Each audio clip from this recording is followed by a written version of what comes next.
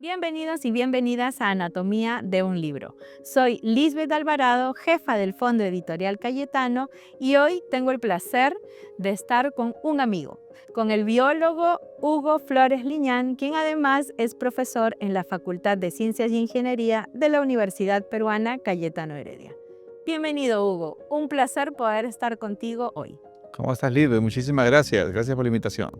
Y algo que no dije además es que eres autor ya del Fondo Editorial Cayetano, coautor del libro STEAM, Diviértete y Aprende. Cierto, nuestra primera experiencia literaria juntos, junto con el amigo Ames Hugo Vizcarra, con quien tenemos esta propuesta educativa para niños y adolescentes. Luego vamos a hablar de STEAM, pero quiero que empecemos a hablar de un libro que acaba de salir hace poquito y que es un libro maravilloso además, 10 grandes momentos de la historia de la ciencia. Cuéntanos más sobre este proyecto que ya vio la luz. Sí, este es un libro que teníamos pendiente largo tiempo. Yo vengo enseñando el curso de Historia de la Ciencia en Cayetano hace mucho tiempo y sin duda cada vez uno va aprendiendo más cosas. Sin embargo, creo que era el momento de hacer un ranking difícil y comentarle a los jóvenes y a la familia en general cómo este proceso de aprendizaje y de influencia que es la ciencia llega a tener estos resultados maravillosos que nos transforman como sociedad.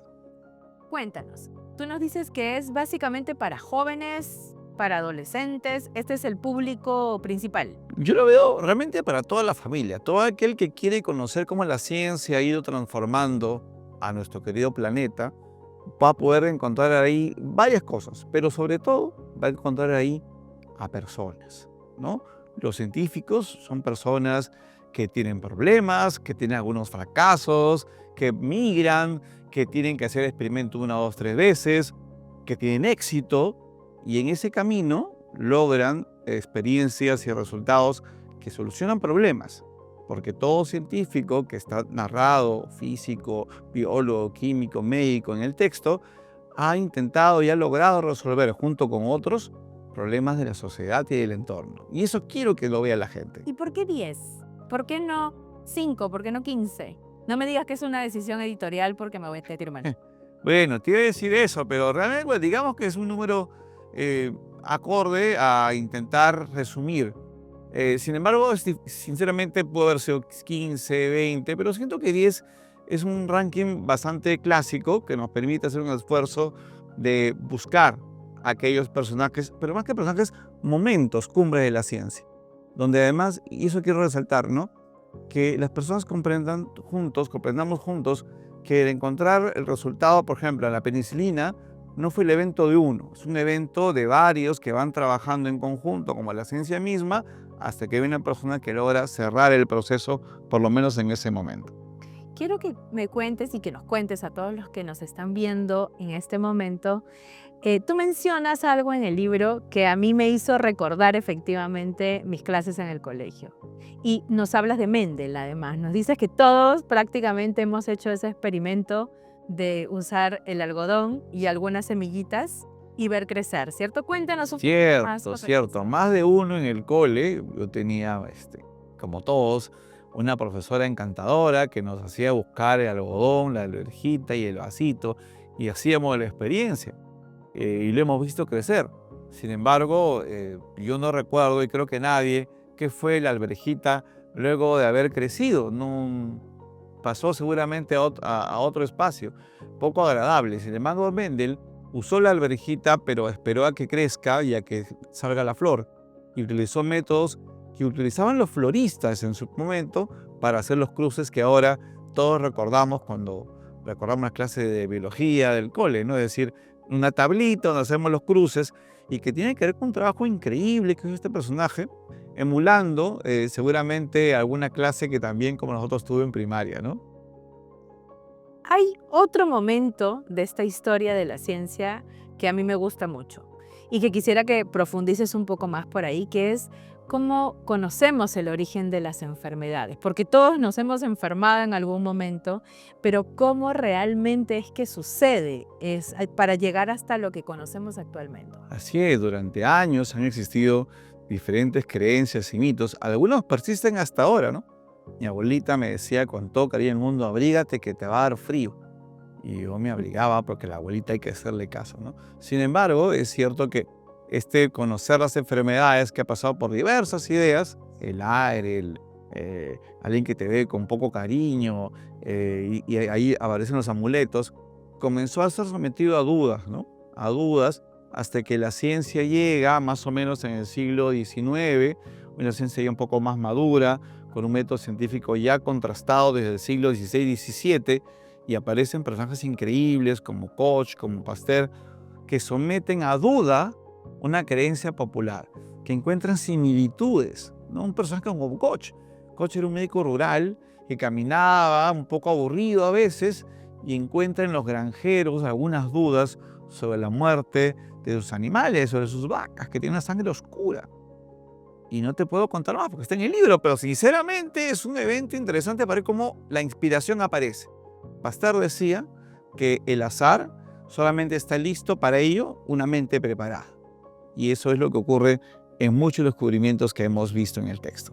Además es maravilloso porque mientras uno va leyendo tu texto es como si tú, el profe Hugo, te hablaras, como si tú le hablaras a los demás. Y creo que eso es muy valioso porque en muchos casos encontramos textos sobre historia de las ciencias que son muy densos, ¿no? Y que de repente no te invitan necesariamente a leer porque tienen mucho contenido. No quiero decir con eso que estos libros son malos, al contrario, son muy buenos, pero tu libro es un libro para acercarnos, un libro para conversar, para conocer, y quizá es como una semilla, porque puedes realmente, y además porque es un texto ilustrado, puedes a través de tener como mayor interés en conocer. Ciertamente, es la idea, ¿no? Uno a veces, hay textos maravillosos sobre la ciencia, sin embargo, hay que tener un primer encuentro. Y este primer encuentro lo intentamos hacer a través de este libro, donde se cuenta de manera bastante clara, pero no por ello solo sencilla y de salida muy lejos de la historia. Está muy bien trabajado y a final de cuentas lo que intenta es que uno encuentre no solamente un conjunto de eventos, sino reconozca personas en el evento, que reconozcan sociedades en el evento, momentos de la historia que influyeron en la ciencia, pero que a la vez la ciencia y la tecnología influyó en ellos.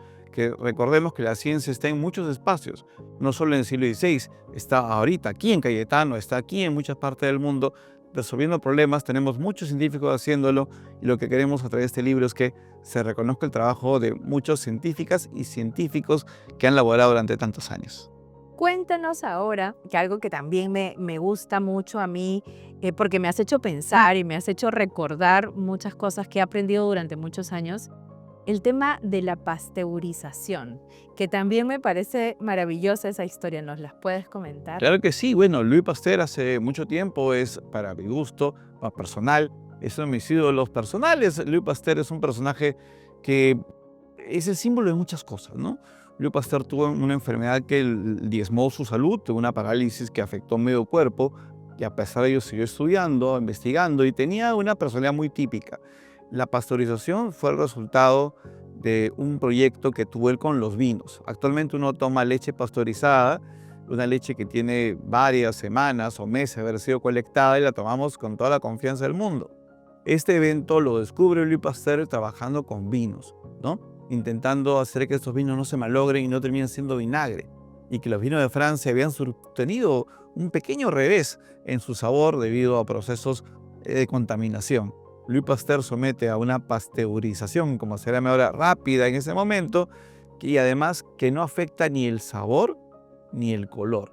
Y cuentan sus biógrafos que luego de la pasteurización sometió esto a un conjunto de personas que sabían bien del vino, de sommeliers, y no detectaron un error o un cambio de sabor entre el vino, digamos, no pasteurizado y el propio. Y gracias a personas como Pasteur podemos tomar productos y tener una vida saludable en productos que están a base de aquel por largo tiempo. Y mira cómo es la ciencia, ¿no? Permite que tu nombre, además, se perennice en eventos como Pasteur, en eventos como la corriente Humboldt, por ejemplo, Claro. nombres que hacen que muchos científicos pasen a la historia. Por ahí en el libro también van a encontrar seguro nombres como o apellidos falopio, de repente nos suenan conocidos, ¿cierto? O incluso el término los galenos se les suele decir a los médicos. Así es, que fue un médico muy antiguo, un médico de nacimiento griego, pero que se afincó en Roma y que era médico de gladiadores. Y bueno, tú sabes, en esa época los gladiadores nos hacían pequeños rasguños, las heridas eran muy profundas y fueron tantos eventos en los cuales él podía analizar el cuerpo. Y aquellas épocas en las cuales pues no había estas autorizaciones o era muy normal disectar, ¿no? Y también encontraremos algún nombre ligado a la universidad, que es la Cyclospora cayetanensis, un protista muy interesante y descubierto por Inés Ortega, un ex estudiante de Cayetano Heredia. Y también al doctor Monge. Y también a doctor Monge, la enfermedad de Monge en general, que es una enfermedad, el mal de altura, que es una de las mayores pilares de investigación aquí en Cayetano, lo vamos a encontrar junto con otras enfermedades como el mal de Carrión, por ejemplo, ¿no? El mal de Carrión. En realidad, el Perú es un lugar donde, decían los estudiosos de la altura, es un laboratorio natural. Yo recuerdo cuando conversábamos hace mucho tiempo con el doctor Monge Casinelli. Este es un laboratorio natural donde mucha gente viene a estudiar. Hay proyectos incluso vinculados a la NAS y ha sido un lugar donde además muchas enfermedades han sido trabajadas por estudiantes, por docentes, por investigadores y por médicos durante muchos años. Antes nos mencionabas a Inés, ¿cierto? Pero no solamente ella es la única científica que aparece en el texto, lo cual me encanta, así que te pido que nos digas a quiénes más incluyes. Más vamos a encontrar, por ejemplo, a Marie Curie, que es una científica vinculada a la radiación, ¿no es cierto? Vamos a encontrar a otra Doudna, una científica vinculada a un descubrimiento, digamos, medianamente reciente, que es el corte y la edición de genes, que es un evento que sin duda va a modificar lo que se sabe de ciencia y lo que se va a aplicar en ciencia. En general, tanto damas como caballeros han ido avanzando, desarrollando nuevos productos, nuevos descubrimientos. Es cierto que las damas en los primeros años fueron muy relegadas en ciencia por diversos factores sociales y educativos, pero en los últimos años ha crecido el número de científicas de manera muy, muy grande. No tanto así que aquí, por ejemplo, cuando entramos a Cayetano en clases, me encuentro con un número muy similar de estudiantes y de varones y damas, con la misma energía y la misma curiosidad y con habilidades muy diversas todos para hacer de esta ciencia peruana una ciencia nueva. Algo que decías hace un segundo es que, claro, mencionas a Marie Curie. Cuéntanos además esta anécdota que tú versas en el libro con respecto a la educación que ella tuvo, a la vida difícil que tuvo y a la relación con su Sí. hermana. Sí, bueno, la familia Curie era una familia que no tenía muchos ingresos, ¿no? Y hubo una suerte de trato en que yo primero estudio y luego cuando logre trabajar pago otros estudios. Y fue la manera como Marie Curie, primero trabajando, luego logró entrar a una universidad y seguir una carrera que, como a muchos estudiantes peruanos y de todas partes, la obliga a emigrar después, ¿no? Ir a París y a otro espacio, como ocurre con muchos estudiantes. Y creo que lo que desarrolla en el libro tiene que ver con eso, esa lucha por perseverar en tus estudios, perseverar en tus sueños. Y si tienes una meta, como por ejemplo ir a hacer ciencia a otro espacio, que sea siempre tu sueño, logres hacerlo. Marie Curie, en esta experiencia solidaria con su hermana, en este esfuerzo por ambas forjarse un destino, logra llegar al lugar de sus sueños y convertirse en una dama de la ciencia. Hay unas imágenes que seguramente las pueden buscar en las redes. O que van a salir aquí, en este momento. Así es, ¿no? Por la magia de la tele, en las cuales tú ves a Marie Curie como la única física en una super reunión de científicos donde todos hablaban de mecánica cuántica, una reunión que había sido muy interesante, donde yo como biólogo quizás no iba a entender mucho, pero estaban definiendo la mecánica cuántica en ese momento. Y había muchos caballeros, están muchos nombres que tienen nombre de fórmula, ¿no? Y entre ellas está Marie Curie, sentando un momento clave en la historia de la ciencia como una dama en un área que a veces es un poco árida para ellas, que es la física, pero donde yo tengo amigas físicas que son espectaculares y cada vez veo que hay muchas más científicas en el Perú también en el mundo. Y eso es positivo, ¿no? Sin Porque duda. creamos precedente y creamos sobre todo para las niñas modelos a seguir y creo que eso es de verdad un trabajo muy importante. Ahora quiero que nos cuentes sobre el niño que recolectaba escarabajos, Ajá. que es quizá mi capítulo favorito. Claro. Todos hemos tenido algunos gustos de pequeños, ¿no? En mi caso yo prefería atrapar arañitas. Me parecían súper encantadoras cómo movían su cuerpo como si estuvieran acorazadas, y vaya que lo están. Pero había un niño que lo hacía también con mucho cariño, que era un joven Charles, un joven que había tenido una familia dedicada a una carrera, que era la medicina en ese momento.